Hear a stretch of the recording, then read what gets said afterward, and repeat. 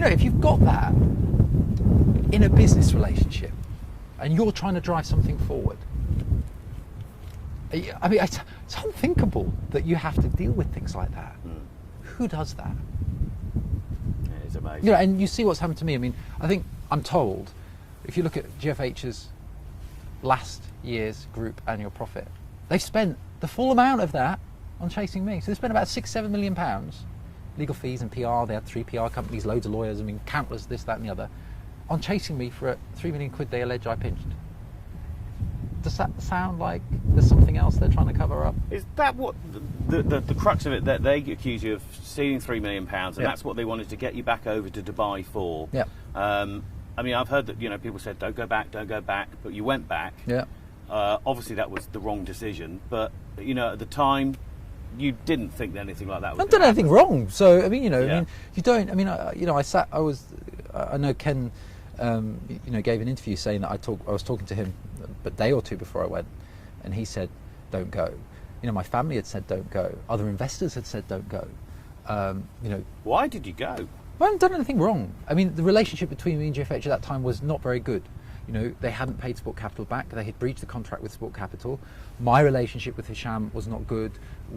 I was very upset with the mess they had left me within. I mean, there came a point when we were having to have advice on liquidation, things like that, and it was disaster. And so I was very upset with everyone. And I discovered all this stuff, the Iranian money, this, and it was a mess. So, I needed to go. We were having lots of discussions, and everyone's always said to me, if they were so very bad, why did you go back to talk about a job? That's a good question. But the reality is that it wasn't to go back to talk about a job as such. Now, Hisham was saying, why don't you come back to be legal counsel again? Come to Bahrain. I mean, this was like an ongoing conversation we always had. Right. Because he was always firing staff, this, that, and the other. And he's always trying to get me to go to Bahrain before all this happened. It was almost like a comedy joke. And, at this time, I was leaving. I wasn't staying with Massimo. And my plan was to develop Sport Capital, to take Sport Capital and to create it into a sport financing industry. This is what I wanted to do, and this is something that I'm doing now. So we provide loans and financing to clubs to acquire stadiums, to develop players. And this is what I was going to do. And Hisham knew this. And when I was at GFH, and I'd already said that it wasn't my role, but I ended up bringing in most of the money, most of the investments, things like that. So I thought, well, I'll establish something like that in London. I'll work on developing Sport Capital. And obviously doing it myself, I have to put my money in. It's always a risk. And we'd had these discussions with Hisham, and he had basically said, look, rather than you do it yourself and risk all that, GFH want to set up GFH London. And I know there's all these issues, and the messages are there. We'll give you autonomy. We'll give you a budget.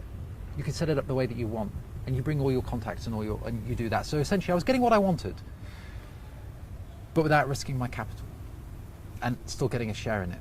Yes, I ended up having to have the GFH tag, but if it was a completely standalone office, may not have even called it GFH Capital, may have called it something else, which is common because GFH now is they've kind of remodeled themselves as a holding company, so they purchase small things, obviously using credit. So it wasn't, I'm going to get a job, but it was, they were investing in something that I was going to essentially run, and they would own. So what happened? Did you land and then No. suddenly arrested, I mean, or how did sent me it a happen? ticket. They sent me a ticket, paid for my visa, because I'd been there for so long. So they paid for my visa, sent me a ticket.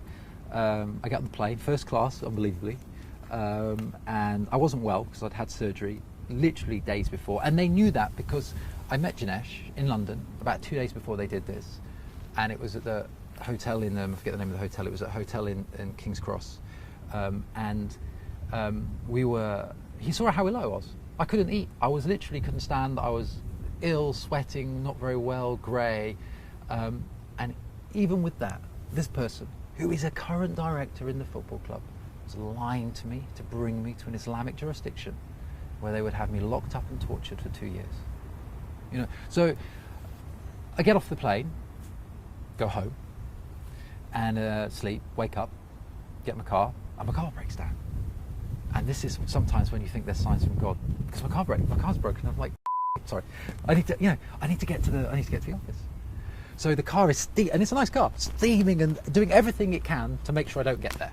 But I'm stubborn, right? So I'm like pushing it. I get there, the car's like this, lands, I get out, I go in, and I'm supposed to be meeting some director, some new director who I think is about 60 odd. Dr. Hallett, his name is, Abu Dhabi guy. Whether or not he's involved, I don't know in all this. And instead, a 19-year-old with a kandora, which is that long white thing they all wear, and a baseball cap comes in. And I actually make a joke, and I was like, "You're a bit young to be a doctor," you know. And I'm like, "It's a bit strange." And then Jinesh, like a weasel from Wind in the Willows, suddenly vanishes. You know, with his little weedy eyes, off he goes. You remember? It reminds me of Monsters Inc. Right. What's that lizard? The bad lizard from Monsters Inc. I know the one you mean. Yeah, that one. Yeah. He reminds me of that one. So he kind of scurries off, and I'm like, "Hang on a minute! I've just come all this way, and then this guy's like, 'Come with me.' I'm like, 'What do you mean, come with you?' 'Come with me.' I was like, 'Why?' Like this, very bad English. She shows me a card that says CID. Doesn't say the word arrest or anything like that, and I just think it's a check or something like that because I've been away for a while, and checks get bounced not just if you haven't got the money, but if your signature's a little bit different. So it's quite common sometimes that if the signature's not different, a bank clerk will reject. So I go with him, and sure enough, they're like, 'Oh yeah, it's a check.' Okay, fine. They give me the money. It's no problem. My signature was different because you've seen my signature. Everyone, it's a bit of a mess. And I now know that someone forged it 100 times. That was in GFH. But and then after that, they're like, 'Well, there's something else.' Like, what? And all this time, I'm sending messages to Hisham and Jinesh. 'Please hold the doctor.' It isn't little me, right? 'Please hold the doctor. I'll try. It's a check issue. I'm trying to get back as soon as I possibly can. Don't let him go away, right? Because I want to talk to the guy.' They're playing along with it and with me. 'Oh, what is it? Why are you there? This, all the messages.' And I can show you later on. And the constant lying. People that are in positions of trust in a football club, that have passed the Football League test, being dishonest, continually dishonest. You know, these are regulated individuals. You're supposed to be able to trust them with your money. And then the bad stuff starts to take me to a room. I see the GFH lawyer that I appointed, standing there, pointing and laughing in Arabic. And then they put me in a room, screaming at me, "Where's the money? You did this, push me around." And this kind of goes on and on and on. And then, you know, my phone runs out of battery. And then I get locked up. And I'll never forget it because I've just been pushed around. I'm in a police station. I'm supposed to be meeting this person. I'm sick. I can't eat. I'm unbelievably tired because I hadn't slept. And then all of a sudden, they're taking me into the most, it's like the bog of eternal stench of a smell of a place with an iron door that's about that thick, unbelievably warm, people screaming and shouting, and slam it shut behind me. And then you see this new world where I spent 2 years pretty much of my life. And it was in that cell that you didn't move from there? Yeah, well, no, about a year and a half I was there, and then I moved to 2 other places. But that's a story for another day. What was the... I mean, we've heard, we've spoken about the treatment that you had. What was a typical day like for you? I mean, the days were geared around Islam and Sharia. So you'd be woken up at about 3:34 for morning prayer. Whether you prayed or not, you'd get up because everyone else would get up. And, the day would go on and it was pretty horrific. Busy, dirty, squalid, sewage on the floor, rubbish on the floor, cockroaches everywhere, people being beaten up, people, the station that I was in, a guy called Lee Bradley Brown, a few years before I got there, was murdered by the police, beaten up by the police in that station. It's all across the papers, people can see. So you know that has happened. And the British Embassy's not been particularly helpful. You have GFH with their full force of all these lawyers trying to do all this horrible stuff for me. You're being beaten, you're being tortured, you can't eat. The first few weeks was horrific because I couldn't eat. I'm vegetarian and I'm quite a militant vegetarian. I won't eat meat, full stop. So that answers the question for people sometimes when they say, if you're on a desert island and there's only a cow, what would you do? I would starve, because This is what I was doing. I ended up in hospital, I had a bleeding stomach. I mean, it was a nightmare for me. And then you realise that all the people that you trusted, lawyers that you had appointed, that I've been to Hustler, a strip club, I shouldn't admit to this, but I've been to a strip club with this Peter Gray from Gibson Dunn, and with people from GFH, an Islamic bank. They'd gone to a strip club in Las Vegas. Right. Spearmint Rhinos in London, the directors, the people that you see had gone there, obviously very Islamic. We had a close relationship and they did this to me for money. And as we now know, they tried desperately to make sure I couldn't get out. A Twitter case, a Facebook was coming. Which bank in the world spends £6-7 million to keep a former employee in jail and then files a Twitter case against them to keep them in jail for 6 months, which ultimately I was acquitted of? Could you ever imagine seeing Barclays do that? Well, no. And I Ever. think that's the staggering thing about that whole situation, really. So they want to come to England. They want to Yeah. invest in our amazing country with our amazing people and our amazing rules and football. But they don't want to follow the law. They want to breach freedom of speech. They want to breach human rights. And these are British people. You know, Jinesh Patel, right, is British. You know, did you feel forgotten about by Yeah. like the UK government? There was, Yeah. I mean, I spoke to your sister on a number of occasions. We were getting quite a few people involved to try and, you know, get your case heard. But did you feel completely forgotten about? yes. I mean, You know, and I do. And whether it was because my expectations were too high, because, you know, I really did. When, you know, I always remember the old Barclaycard International Rescue adverts with Rowan Atkinson. You know, you're a British person. We all watch James Bond.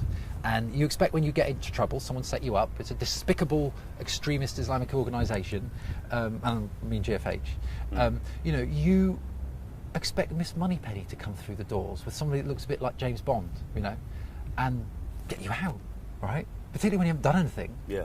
and you didn't live there, and he was set up, and the minute not the minute, but you get off the plane, you're immediately there. It's obvious it's a setup. You expect everybody to see that, and then you're out. But no, they didn't. They couldn't even get me food to eat in the first 3 weeks. It was only until the media started that they were like, oh dear, we need to actually do something. And it's like the media forced the embassy to do a bit more, but they don't do enough.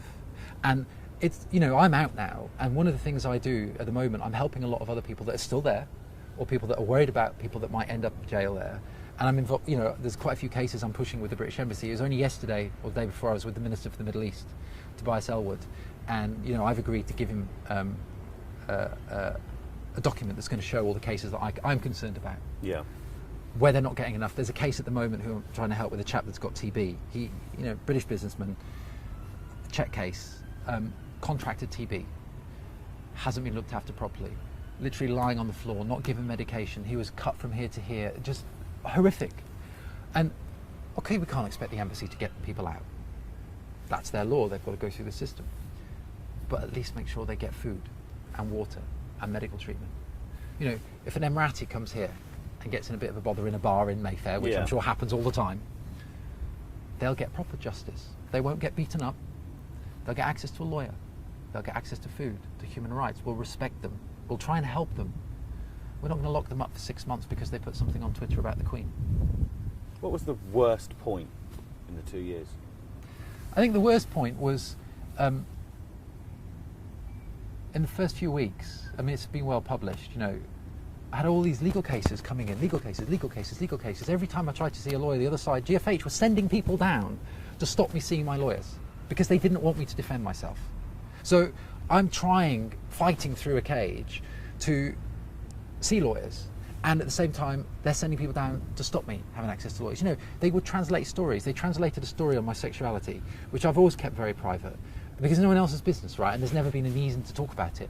They took this, they translated it, the name of my partner, and they gave it to the policeman and tried to get me beaten up or abused in an Islamic country. It didn't actually work, you know, but... so this all happened at the same time, and I remember, and I talked about it a lot with the interview I gave to prisoners abroad, you know, looking at a strong piece of rope, which was a piece of thing that had come off the bed. And you do think, well, is there an end to this? Is there an easier way out? Yeah. You know, I considered it, you know, suicide for quite a while. Not because you've done anything wrong, but because you just saw, well, these powerful people, they've threatened me, I'm here, I can't get out, I don't speak the language, they're trying to stop me have lawyers. Every time I get a lawyer, what do you do? But then I got my common sense back. And there was another Brit in there with me, an older chap, and he was like, what on earth are you thinking about? Don't be stupid, fight the and that's exactly what I'm doing. And who do you blame? Hisham. Purely.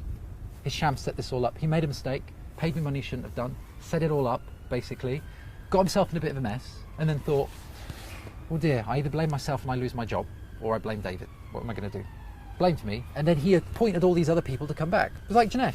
Jinesh was fired by GFH over, let's just say, interesting missing money related. I'm not saying he took the money, but I'm saying there was missing money on the India project and he was fired by the chairman. So hang on a minute, you bring him back to accuse... It's a little bit strange. David, thank you very much for your time on TV Yorkshire. It's been a pleasure. Pleasure. Thanks very much. Thanks. Now, essentially GFH didn't have the money. From day one, there was no money. Yeah.